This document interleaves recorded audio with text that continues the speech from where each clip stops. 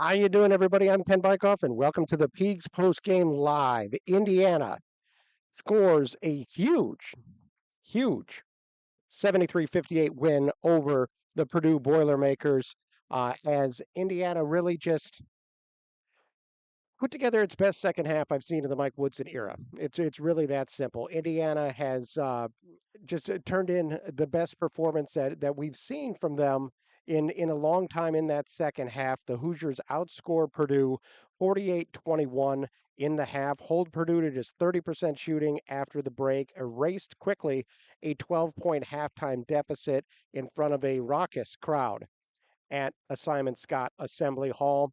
Indiana scores 48 points in the second half, shoots 52% overall, 64% overall from the field in the second half alone, and just absolutely took it to Purdue and never let them crawl back in. Once this massive run they had, um, including a 14 to nothing run that they put together, Indiana just dominated this second half, and it made you question, what it is that has been missing from this team. 812-393-2600 is your number. I'm here to take your calls here, and I'm just really excited for what you have to say about this one, because this is a game that I admitted I came in and I thought Indiana would win this thing. They have not maybe been playing their best basketball of late, but they played Purdue tough in Mackey Arena. Purdue's been slumping a little bit, and as this time off has built, I thought to myself, you know what? I think that the Hoosiers are going to be able to squeak out in this one. Then they come out and they turn in kind of a dud of a first half. There was some boos in the stands, and going into halftime, and the place was kind of dead. And then the Hoosiers come out in the second half and just absolutely torch Purdue in every single way. Indiana forced 16 Purdue turnovers versus taking care of the ball themselves. Just 7 turnovers on the night for Indiana. Head coach Mike Woodson stuck with his uh, his his seniors basically. In the second half alone, Indiana played just 6 players. You had Miles Rice, Anthony Leo, Malik Renew, Luke Goody, Trey Galloway, and Umar Ballo, and that's it. And that includes Mackenzie Mbako, who did not see the floor in the second half. As it is, Indiana only went 8 deep, adding Carlisle and Mbako, but they weren't doing what they needed to do, and the Hoosiers ended up pulling off the victory. I want to hear from you. 812-393-2600 is the number. We have a lot to go through with this ball game because Indiana turned in a performance I don't think a lot of people saw coming. You had kind of an odd thing to it being the 40th anniversary of Knight throwing the chair, and Mike Woodson says that he has the actual chair. That was a bit of a head scratcher for me because that's something that I've looked into before, and other people have as well. And the consensus was nobody knew where the chair was, the actual chair. Woodson, at least in his post game that you'll hear in just a few minutes, did make kind of a compelling argument that it is the actual chair, and if it is, that's great. That's great. I'm a history guy. I absolutely love that. Uh, but Indiana being able to pull off this victory was very exciting for these fans, for the players who deserved one of these, and especially for the way they played in the second half. Now, Miles Rice is somebody that I've been hard on myself this season, and I don't feel bad about it because of his inconsistency. But credit where credit is due, he really changed what this ball club was doing, uh, and was able to completely control what Braden Smith was doing in the second half. Smith, a huge part of what Purdue has done this year is held to just 8 points on the game. He had just 1 point in 18 minutes in the second half and had 5 turnovers. And it's one of those games where you say, hey, you know, this defensive intensity was fantastic. Where the hell has this been all year? And again, if you even got 60% of this every game, it would be a different season.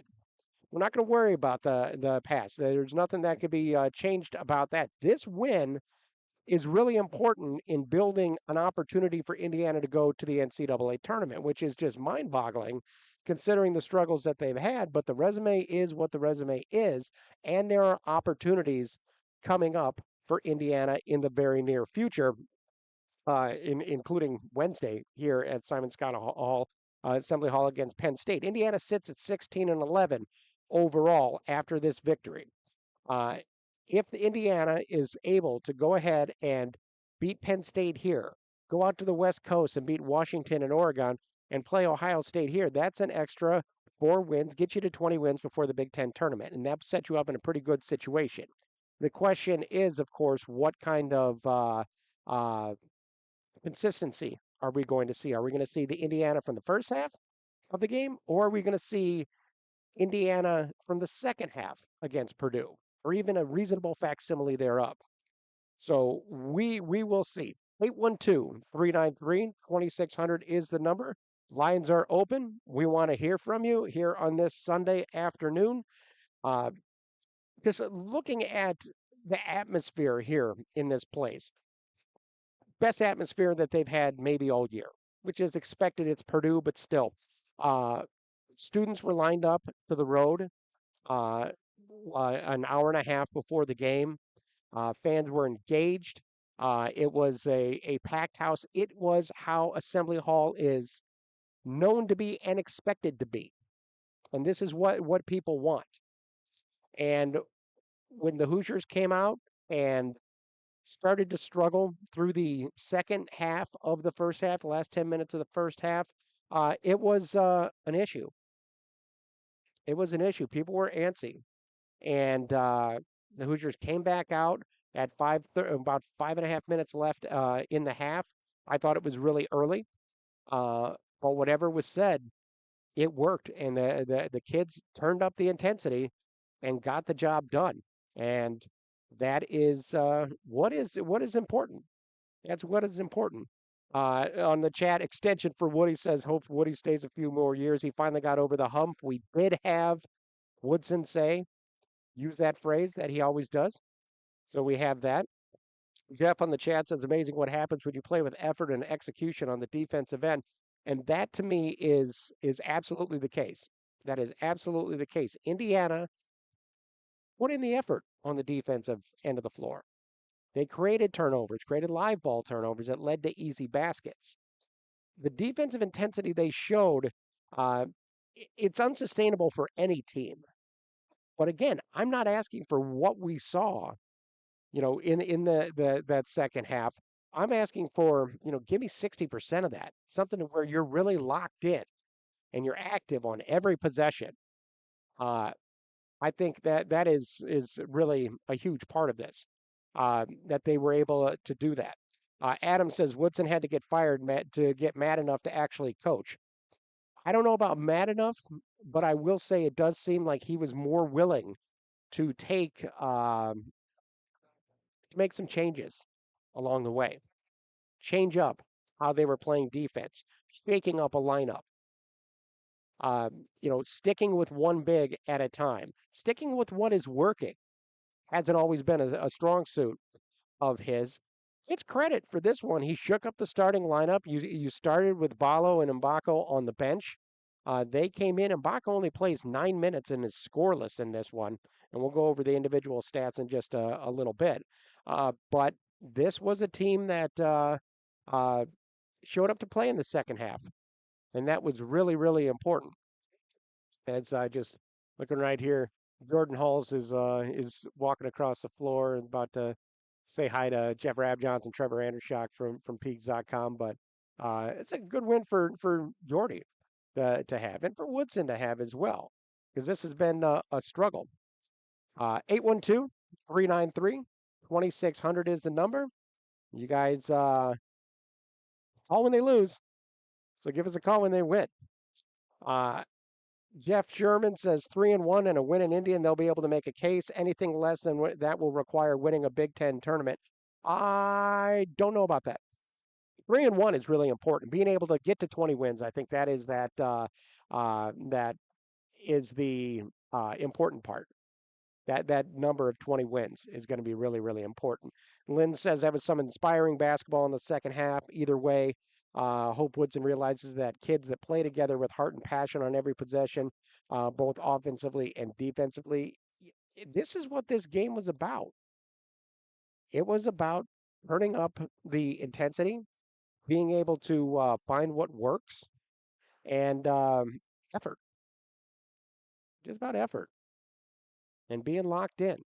And they rattled Purdue in this one. Now, to be fair, uh, Purdue did a terrible job of guarding the paint. There was just nothing inside. They could not handle Malik Renew. They could not handle Umar Ballo. The Hoosiers, for the game, score 44 of their 73 points in the paint. Now, them scoring a bunch of points in the paint isn't unusual. That is where the bulk of Indiana's scoring comes from. And ultimately, when you look at this, at the team from just a stat standpoint, the Hoosiers didn't shoot well from three, just 4 of 19 on the day, and didn't shoot well from the free throw line, just 65%. But it wasn't just that they scored plenty of points in the paint. It is that the ease of the points scored in the paint. The Hoosiers didn't have to work as hard as maybe sometimes they do. Hoosiers were unselfish with the ball, 18 assists on 28 made baskets. Uh, just did a nice job of finding the open man and converting, especially in the second half. Especially in the second half. Second half, you had 11 assists on 16 made baskets as the Hoosiers went 16 of 25 from the floor in the second half alone. 812 393 2600 is the number. I want to hear from you. As I wait for some phone calls to come in, I'm going to go ahead and pull up Mike Woodson's post-game press conference that he had, where again he talks a little bit about uh, the uh, the chair, which I thought was kind of a fun thing. It just overall talks about his team's performance against the Boilermakers. Mike, you guys just had 9 days between games, and you were down 12 at halftime. In both cases, this team could have easily packed it in. But they didn't.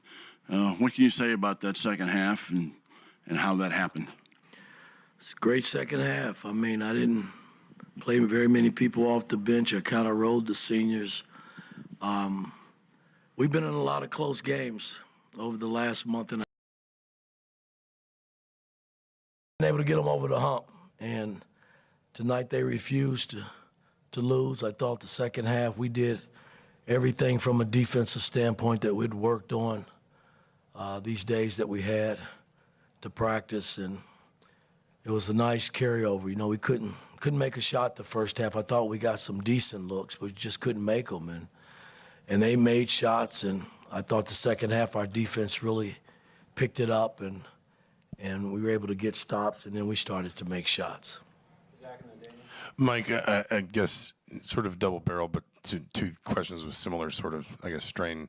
One, what led you to want to maybe shuffle the lineup up a little bit? And two, just how do you sort of, I guess, as a coach, evaluate a performance from the 4 guys that didn't come off the floor in the second half: Luke, Anthony, Trey, and Miles?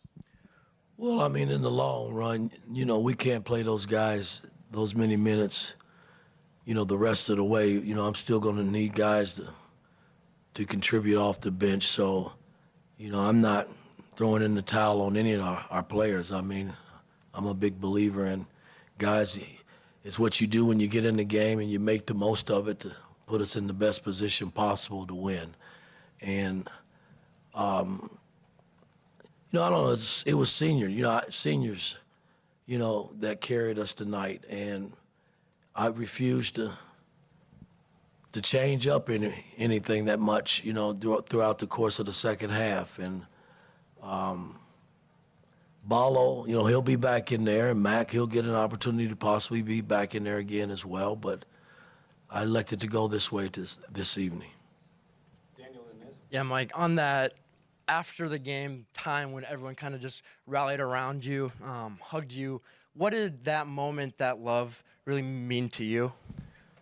It means a lot. You know, This is my 4th year here. Anthony and Gallo and Malik, they've been around me the longest, and they know truly what I'm about. And, these new guys have had a tough probably time figuring me out. But we still got a lot of basketball still left to try to figure each other out. But it was special. Anytime your players rally around you, because I do love them, and I'm sure they love me as well. Mike, then Todd. How important Anthony Leal's effort, particularly in defense, kind of been a catalyst for you guys when you've had success kind of down the stretch after putting him in the starting lineup against Ohio State? He's been huge. You expect that, Anthony's been around me a while, and he's gone through a lot with me. We didn't play him a whole lot early because I just didn't play him, but he never quit working, and that's a testament to him as in terms of how he approaches the game. And now he's getting an opportunity to play, and he's making the most of it. And you expect that from seniors. I wouldn't expect anything less. So it's a good showing tonight based on how we played, the second half. So I'm happy as hell. Todd and then Mike. Mike, Miles Rice defense on Braden Smith in the second half. Braden Smith had 5 turnovers, and even when he didn't turn it over, he was able to slow them down quite a bit. Can you illustrate how important Miles's defense was at the kind of the head of the snake? I thought Miles's defense tonight was probably the best he's played since he's been here. We had a few bodies, guarding Smith. You can't just play that young man with one guy. He's really that good. And Gallo had him some, Anthony had him some, but I thought Miles did a tremendous job in guarding him because he's a tough guard. When things break down, the ball gets back into his hand, and he's able to make plays with the basketball. So I thought we did a good job with him tonight. Mike and then Zach. Yeah, Coach, just kind of following up on that, Smith and Kaufman-Renn in the second half combined for 2 points on 0 of 5 shooting, and looks like 8 turnovers just in the second half. What was the key, and why were you so effective to taking those 2 guys who are obviously really good out of the they're their main 2 guys, along with Lure, and that's not taking anything away from the support and cast. When they beat us up at West Lafayette, it was those 3 that got us. And, I just felt if we could cut 1, maybe 2, we put ourselves in a better position to win the ball game. And we were fortunate enough to cut both of them, and which a lot of teams don't do that. Coach, what can you say about your trio of Indiana kids and Goody, Leal, and Galloway and their performance in that second half? It was tremendous. Like I said earlier, they're seniors. This is their last go. They won't get another shot at Purdue unless it's in tournament play. And, since we've been here, I believe the series now is 4-4, so that's something to smile about because Painter is a hell of a coach, and he's had some nice players around his program that's helped him win a lot of games. And so this was a big win for our program. Dylan and Angela. Yeah, Coach, right over here. Just to kind of follow up on that for you personally, if it is your last time against Purdue as well, what does it mean to you and how gratifying is it to go out on a game like this? Well, it's always special when you beat Purdue.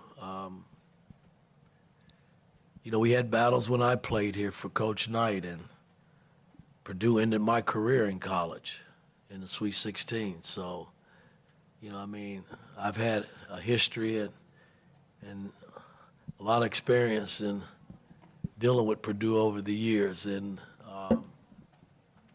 the games are always tough. Regardless of how much talent each team has, or who has the most talent, those 2 particular games are always pretty tough. And I thought we battled the first half, and they were the better team the first half, but the second half was our half.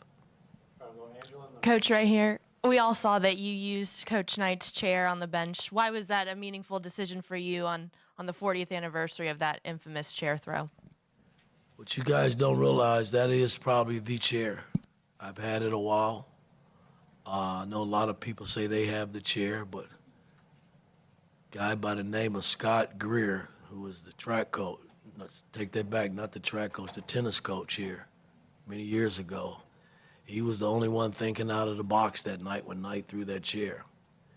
And that morning he got up and he came to Assembly Hall and he got the chair and he got Sam Bell and Yeagley and Doc Councilman and Coach Knight to all sign off on it, took pictures with it. And a good friend of mine, his wife was Scott Greer's daughter, and he passed away about a year ago, and there sat the little red chair with all the documentation. And I happened to get my hands on it, so that's why it was special to have it here tonight. I wasn't going to throw the chair, but I did want to sit in it. Last question, Jeff.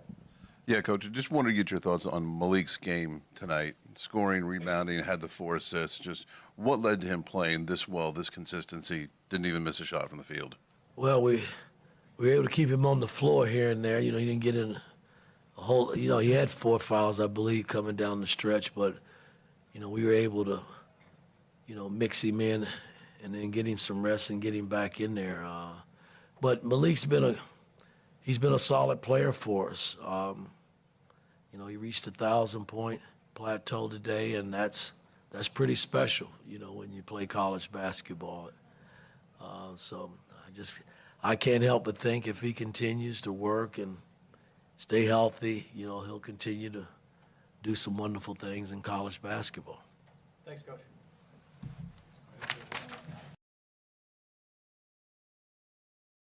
All right, take myself off mute. There is Mike Woodson during his post-game press conference. Again, compelling argument with the chair, because the whole game I was like, hey, wait a second. Here's what here's I had been previously told the chair was lost. So if that's the case, great. That's fantastic. That's fantastic. Here's the interesting thing about that press conference is him talking about Anthony Leal, and he's like, I just didn't play him. Given how useful Anthony Leal has been, how impactful Anthony Leal has been without needing the ball in his hands, I really think that it was an odd thing for an odd answer. Just say I didn't think he was ready, or I just didn't play him. You should have. You should have. Anthony Leal, by the way, did kick a guy in the junk today, and they reviewed it. Yes, they thought that his foot slipped. His foot didn't slip. He kicked a guy in the junk. The important part on that is they looked at it, and instead of there being a flagrant, they probably looked at it and said, hey, you know what? That should have been a foul both ways. We didn't call it that way. So Purdue's guy got his. Anthony got his. No harm, no foul, which I'm actually okay with. I'm actually okay with it. But, I mean, he should have been called for a foul. Should have probably been a flagrant foul. But here we are. It's the Big Ten. 812-393-2600 is the number. Give us a call. I want to hear from you. Again, it is one of those situations where Indiana, when they lose, you guys love to light up the phone lines. I want to hear from you. Well, wait for some calls. Let's break down some of the individual performances in this game. Trey Galloway led the Hoosiers. Let's start with Malik Renew. Let's do that. Because him and Gallo both had 15 points in this one. Renew gets the start, 7-7 shooting from the floor. Converted his only free throw attempts, 6 rebounds, 4 assists. He did have 2 turnovers, had a block and a steal in 24 minutes. So even at that, for as effective as he was, it was more of an efficient game, and he wasn't asked to play giant minutes. And I think that was really important in this one. Trey Galloway, 15 points on 5 of 10 shooting, 1 of 5 from 3-point range. He adds 4 rebounds and 9 assists versus just 2 turnovers. 38 minutes for him. He's plus 20 on the night. Anthony Leal, 8 points on 3 of 4 shooting, 5 boards, 4 assists, had 2 blocks, Anthony Leal did, and 3 steals. Had a huge game in this one. Luke Goody, 11 points on 4 of 9 shooting, 2 of 6 from three-point range. He had a rebound, and he also had a steal in 33 minutes. I want to get to Miles Rice, because Rice was an important part of what happened here at Simon Scott Assembly Hall today. 12 points on 4 of 12 shooting, 1 of 3 from the three-point range. Had 2 rebounds, 1 assist. He had 3 steals in 31 minutes. Now, all 3 of those steals came in the second half.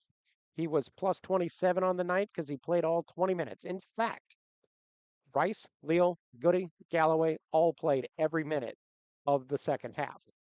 And it was Rice who scores 10 points on 3 of 7 shooting, but it was his defense that made the difference. The defense was everything.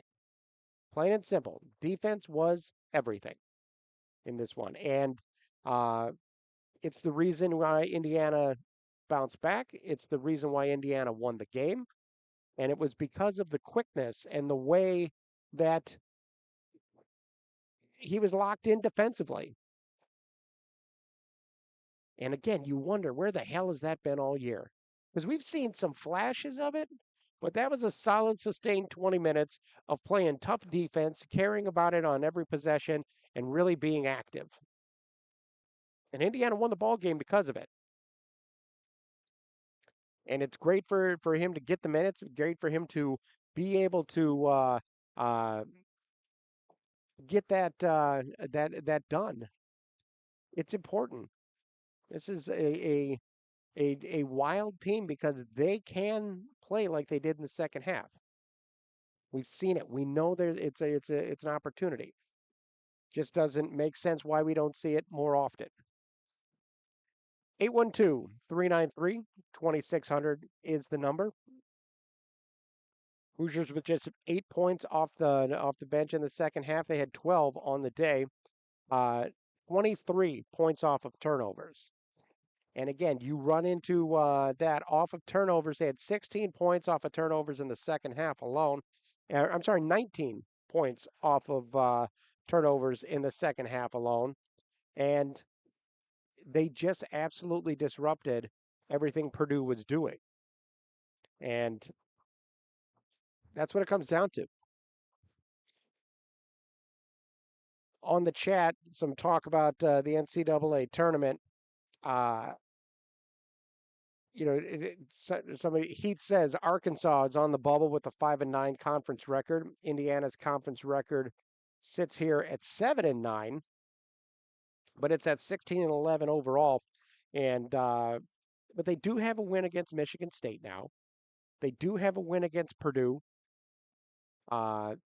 Those are very important, which makes these last 5 games absolutely critical. You lose to Penn State, if you lose to Washington, if you lose to Ohio State, even here, you better put together something in the Big Ten tournament. They are running out of opportunities to build that resume. This is a huge portion of it, but more than a few are going to look at things and say, well, yeah, and Purdue is also slumping real bad because they've now lost 4 straight, and that's where they're at. But to me, it is really, really important that they were able to get this victory. No question about it. 812-393-2600 is the number. Troika says spacing out the floor made it easier for points in the paint. And it did. It did. When you have room to operate, you spread guys out. It gives you more opportunities to get to the lane. Just makes everything more free. And that's exactly what Indiana was dealing with. They were able to just have more room to operate because they went one big, swapped out Ballo and Renew, and that's how it should have been going the entire season. That's how it should have been going the entire season, and instead, that's not what happened at all.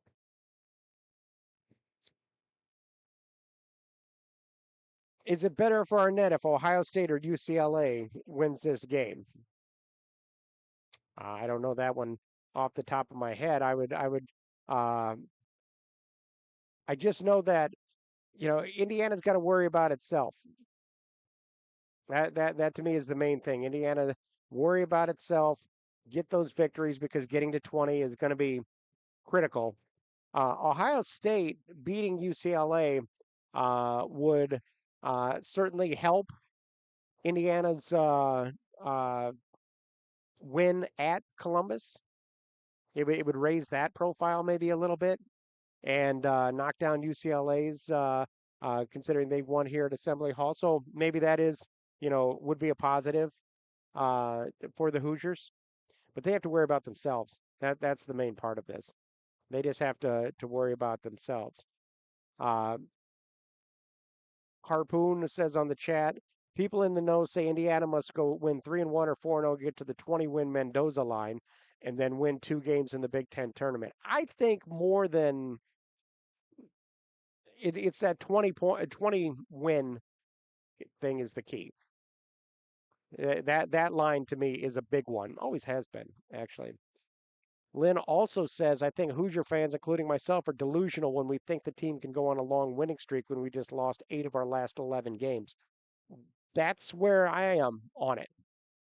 Because can the team put together a streak? Sure. Sure it can.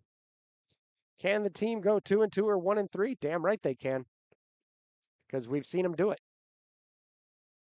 We've seen them do it along the way. So the challenge here is that letdown game against Penn State here on Wednesday. I want to go back and talk about that Penn State game. The Hoosiers won that ball game at the Palestra in Philadelphia. That was not a true home game for Penn State. The Palestra is a couple hours away from Penn State, but the students were on Christmas vacation, so they weren't there. Still, Indiana scored 77 points in that ball game, and including 48 in the second half alone. But Penn State gave Indiana all it could handle throughout that game. You consider that, Penn State is not a good basketball team. Not saying that they are. But in that situation, on what is more of a neutral court than anything else, Penn State, they gave Indiana a problem. Their quickness gave Indiana problems. So the Hoosiers are going to have to stay out of foul trouble inside. I would like to see Mike Woodson continue to stick with one big on the floor and keep moving them back and forth. That's the one thing that hasn't made any sense all season is you have the opportunity to play Ballo and Renew plenty of minutes without wearing either one of them out. In this game, Renew plays 24 minutes, Ballo plays 22 minutes. That's about perfect. And you always have a really critical, fresh big on the floor. That makes sense to me to be able to do that. Instead, that's not what we've seen. So that is really important. Good point by Jeff. You want UCLA to keep winning, so it stays a Q1 loss. That win at Ohio State will be Q1 no matter what. That's an excellent point. It's an excellent point. 812-393-2600 is the number. More than a little surprised that you guys are shy on the phone today, but that's okay. Feels good to get a win. Twitter is such an interesting garbage place too. As you have somebody on Twitter says is bitching about that no compliments from Painter on Indiana's play today in his post-game presser. I blame the loss 100% on his players' lack of concentration. Look, man, I think that just the easy things that I've seen, the early things that I've seen from what he said, he was complimentary to Indiana, talked about a challenge when your team is struggling, and it's hard to argue with them. Indiana rattled Purdue. Their defense rattled Purdue. And in the first half, it didn't happen. In the second half, it did. All that changed ultimately for Indiana was its intensity. That's what really changed in the second half of this one. Indiana's defensive intensity went to 11, and that's what it was. 812-393-2600 is the number. We got a call. Caller, have your name, where you're from, and what you got. Yeah, Troy from Elkhart. Hi, Troy from Elkhart. Great to hear from you again. Good to, you know, good to hear your show, and it's a great win we had today. Just going off of what you were saying, the whole, and I've made that comment, about the, spacing out the floor. Why Woody couldn't figure out the whole, can't play Ballo and Renew at the same time, otherwise you clog up the paint. Why it took him till now to figure that out, it just baffles my mind. It's a lot of what it could have, should have. You just wonder how the season would have been. And if previous seasons, if he would have figured some things out, you just wonder. And it's, I've said it before in the comments, a day late and dollar short. I feel bad for Woody as a coach. I feel bad for the players. I feel bad for us as fans. Because this has been so much different. Let me ask you why you feel bad So, for Woody as a coach. I agree with you on the what? players and the fans, but why do you feel bad for Woody as a coach? It seems to me that since he made this announcement, that all of a sudden you've seen a different approach, and it took almost being forced out for him to start to change what he was doing. These changes could have come earlier in the season, but there was almost a stubbornness to it that is odd to me. So No, I was curious about why you feel sorry for Woody as a coach. because his intentions of coming back to Indiana were good intentions, and he really shouldn't have been a coach. He was no collegiate coaching experience, no understanding of recruiting and all that stuff, and then getting rid of Mata, and I don't know the situation with Price, but getting rid of Price as well, just didn't help the situation. Both And so both decisions that were Woody based too. is what? Both decisions that Woody made too. Yeah, He didn't yes, lean yeah. on what Mata was offering as much as he could have. And that to me, that's why Which I understand what you're saying. Absolutely, he wanted this to work, but I also feel like he maybe wasn't as open to suggestions until he actually announced that he was leaving. and you see it in all aspects of life, work situations, just friendships, personal relationships, et cetera, et cetera. I I I just wish um, Woody would have seen the light before instead of having to go through this. I guess that's what I mean. Yeah, But I understand. I'm glad we're moving forward. Um, yeah, glad for the win.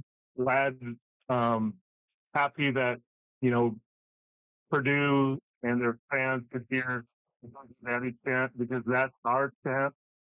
Not That's not for them to use against us or for any other teams to use against us. That's for us to use against other teams. When we say "Who's your daddy," we mean it. Yeah. So, anyways, like the effort of the players, especially on the defensive side, and you know, like you said and others have said, one word it's been all year. Yeah. Regarding, I'll nitpick on a few small things. One a little big thing. Pray for the love of God, please no more threes. That's just not your shot. I know you make them every now and then, but geez, oh Pete, that is not your shot. Um, and then Goody, I'll nitpick on this. It was under 5 minutes. They were pressing us. He inbounded the ball on the sideline, the ball back, and he's behind the half court line. For some reason, he's holding the ball instead of just crossing over the line. There's no one in between him and the half court. That's basketball IQ stuff or fundamentals, whatever you want to call it. as a Rabbit fan, I don't understand why he was holding the ball and just replay it again. It was right under five, about under between 5 and 4.5 minutes left in the game, and he just holds it and passes it to someone else across the half court, and it's like, dude, you got like 2 feet to get across that court line. Yeah. That's just about as bad as when I see us, wait till it's about, 7 to 5 seconds left in the shot clock before we take a shot, or before we decide to actually take some motion to get to a shot, and then, we wonder why we have these, you know, low percentage shots at the end of the shot clock. That's just, again, I'll nitpick. I got to nitpick at some things even in a win, but I'm overall very happy, and again, glad we got to chant Hoosier Daddy, and Purdue and their fans could hear that and understand the point of that chant. Well, that's one thing That's it. I am very happy about the victory for the fans because they've wanted this for a long time and they want to cheer for this program. They want to, it's not a matter of negativity because negativity just to be negative. To me, people are dying for a good basketball program here, and so at least for one afternoon, one half, they got exactly what they were looking for. I really appreciate the call, Troy. Yeah, that's the other key for one half. Yeah. So Yeah. So appreciate your show, man. Thank you. Always it's good therapy. That's in all. wins That's and what we're here. losses. Yes, sir. Thank you so much. Thank you. Thanks. 812-393-2600 is the number. We got somebody else that's on the call right now. We have a call here. This one a little bit different. It says anonymous, so let's see what this one is. So caller, if you have your name, where you're from, and what you got. Hi, Kent. This is Kevin in Bloomington. Hi, Kevin. How you doing? I'm good. Good. No, just enjoyed the game. I pretty well checked out after the Iowa Illinois blowout. I did watch today because it was Purdue here. Totally done with Woodson, but did enjoy the game. I'm curious your thoughts on postseason. If we don't get in the tournament, which I don't think we will, I don't know. Maybe they back into something, but do you think that they accept an NIT bid? And then also, I've heard something about some kind of other champions tournament or some. Do you know what I'm referring to? It's going to be put on by Fox. Yeah, I've heard, and I now that you mention it, I vaguely remember seeing something about that. But I don't know how you qualify for that. If it's I'm trying to think if that is a thing that that it was for teams that won their regular season championship and lost in their conference tournament. Maybe I don't know exactly what it is, but that seems like vaguely familiar to me. I would be surprised if they go to the NIT if they would accept a bid because more teams are walking away from that. And then you also get into a situation where some players might decide, I'm not going to bother with the NIT and cut out of this thing. Look, either way you look at it, I really feel that next year's roster is going to be so drastically different that we're seeing the last 5, 6, 7 games of most of these guys that are on the roster. So I think that if you get into the postseason, it's one thing. It's the NCAA tournament. It's something completely different. If it's the NIT or a different tournament, so that to me is where I would be curious. I'd be surprised if guys are willing to play in those kind of events. Hope so. I really don't want to watch them in the NIT. I'm not hoping for that. I want this to be over after the Big Ten tournament. I'm ready to move on. So I'll hang up, Ken. I love your stuff, buddy, and have a great day. All right. Thank you so much. Appreciate it. Thank you so much for the call. 812-393-2600 is the number. This is, I don't know exactly what the story is. Here you have looks like a Twitter feed called Bob Knight Legacy, the official account of Basketball Hall of Fame coach Bob Knight, managed by Knight Legacy. And in it, this little tweet, it says, "Don't believe everything you hear on TV. We have good reason to believe otherwise, that the chair is different." The way I'm reading this, they're saying that they have the chair and they have a picture. So I don't know. I don't know. That to me, that's an interesting side note to today. And the historian in me says, "Yeah, no, it's a great discussion. It's a great discussion." Ethan says, "Had to get off Twitter because of how toxic the fan base was getting on there. Just Twitter in general. Rot your brain. I try not to get on there too much." Jeff says, "The great thing about this final stretch is just root for IU. Woody is gone regardless of the outcome. There's no draft pick. Let's win and see what happens." And okay, so that's actually an excellent point and something that has been brought up before. This is, and somebody on and actually Twitter asked me after the game. He said one of the things I want to bring up. Well, let's see. Woody beats Purdue not just today, but several times, and may still get into the tournament. Has been in the tournament. Still want to see him go? And my answer to that was, yeah, because one half doesn't change a season. Let's not fall into recency bias here, and have it to where, hey, you know what? That's Indiana won a ball game, so that is it's changed everything. The die is cast on where we're going from here, and I think that's really important because eking your way into the NCAA tournament is uh, not what you're looking for here at Indiana. It's not a matter of being delusional. It's not a matter of anything. You're year four. You have an NIL um, support, the likes of which few teams can match. You should be contending in the mix for a Big Ten championship.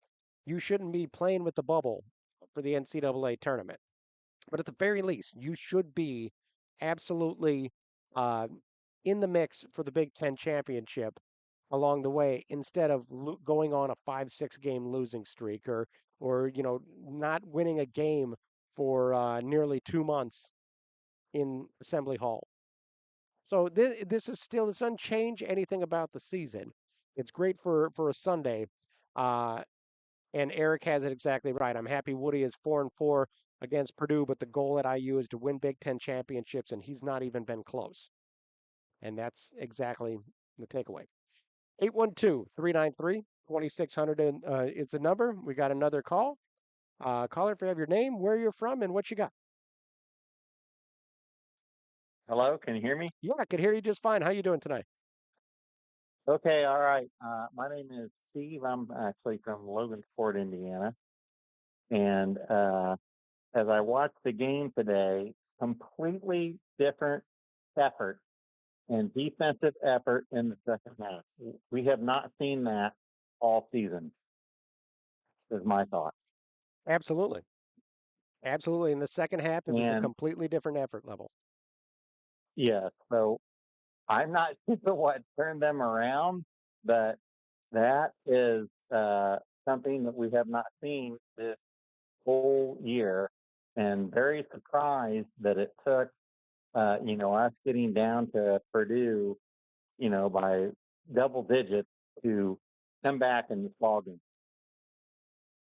Yeah, why does it take that to have the light come on? I agree. I agree Yes, completely. yes. And again, it's So, one of those games where the talent is there. The talent is there. You see it, and you just wonder why we don't see it yes. more So consistently. why isn't the question is why isn't the effort there? Yes. I Yeah, tell my and second and third grade team that I coach, one thing that you can always control is your effort. You're not going to make every shot, right. but you could try. Yes, and as a motivator, you should be able to motivate your team to play defense and really get after your opponent each game. So very surprised. I don't want to bash them. Sure. Great win. I was very surprised that they came back because I honestly, at that time, thought that the game was over. And now, actually, I think if they can get motivated, they've got 1, 2, 3, 4 more games. They can win these games. They could get into the NCAA tournament, but I still don't see this team, going any further maybe than the first round. Yeah. Classic trap game coming up Wednesday. Tell you that. Yeah. So, just wanted to call in. Appreciate everything you do. I like to listen to your games after the season, or after each game. So appreciate. Want to call in, just make a comment. Appreciate the call. Thank you so much. All right. Thank you. Thanks. 812-393-2600 is the number. It's starting to come in now. We got another caller. Caller, if I have your name, where you're from, and what you got. Hey, this is Peter from California. Hey, Peter, how you doing? I'm doing pretty good. I'm just shocked. Um, Try not to act surprised, but I traveled to watch this team quite a bit this year. I went to the Bahamas and was just, you know, if I wasn't in the Bahamas, I don't think I would even entertain the idea of going back to Bloomington for this game. I ended up bailing last minute because I just did not want to go through that emotional roller coaster, and I just had the conclusion already set in my mind of what was going to happen. Uh, right now, I'm fighting the urge. I expect this team to come out in one of the upcoming games and have a lull where they give up a big lead and then fight just to get back to even and then fall short. And it's just such a horrible place to be in because I want to root for this team. I'd love to see Mike Woodson go out on at least a positive note and have some of the kids that are fighting at least be acknowledged and not have all this disdain. But it's kind of where I'm at. But I am very proud of the effort they gave today. Yeah, absolutely. And everybody keeps using that word effort, and rightfully so.